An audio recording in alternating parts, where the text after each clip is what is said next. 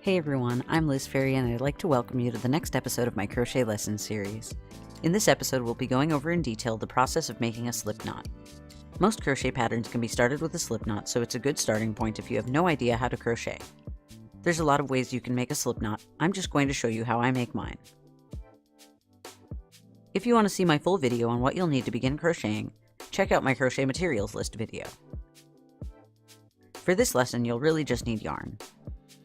So I'm going to pull a couple of inches of yarn off the skein, or the ball of yarn. I'm going to begin my slip knot by forming a loop with my yarn. First, I'll hold in my left hand the short cut-off end of the yarn, or the tail end. And in my right, I'll hold the long end that's still attached to the skein. This end is called the working end of the yarn. Then, with my left hand in a pointing position, and holding the tail end of the yarn between my thumb and middle finger, I'll use my right hand to wrap the working end of the yarn counterclockwise around the index finger of my left hand. Now I have a loop on my left index.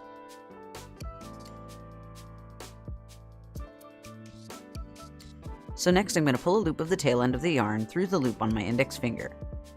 First, I'll pinch the bottom of the loop between the index and thumb of my right hand to secure it in place. Then, using the index of my left hand, with the loop still on my index, I'll rotate my finger counterclockwise around my right hand, until my index is under the tail end of my yarn. Then, I'll grab a loop of the tail end of the yarn with the top of my index, and pull a loop of the tail end up and through the back of the loop on my index.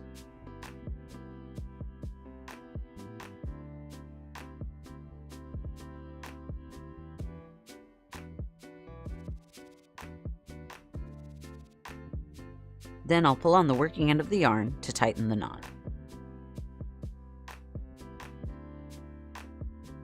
And now I can use the tail end of the yarn to adjust the size of the slipknot's loop.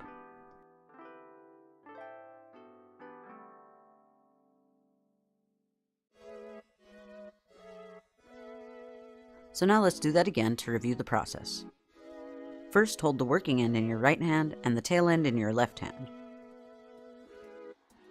Then, with your hand in a pointing position and holding the tail end of the yarn between your thumb and middle finger, use your right hand to wrap the working end counterclockwise around the index of your left hand.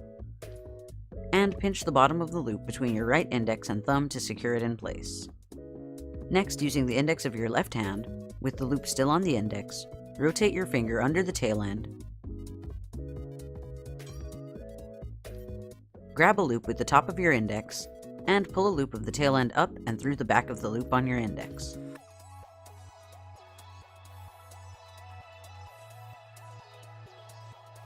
Then pull on the working end to tighten the knot.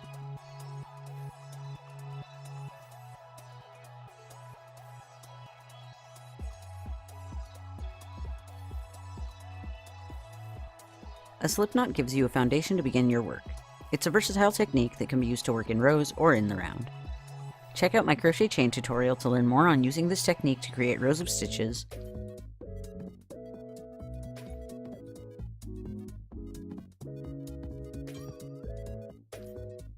and check out my slip stitch tutorial to learn more on using this technique in the round.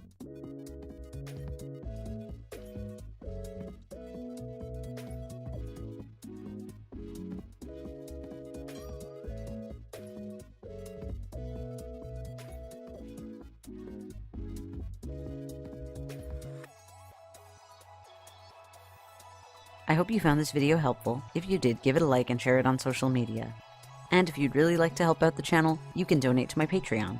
You can get some pretty cool perks through Patreon, like seeing my videos early, access to some of my prototype patterns, and discounts in my Ravelry store, depending on your level of donation. You can find out more about that at patreon.com/fairyrings.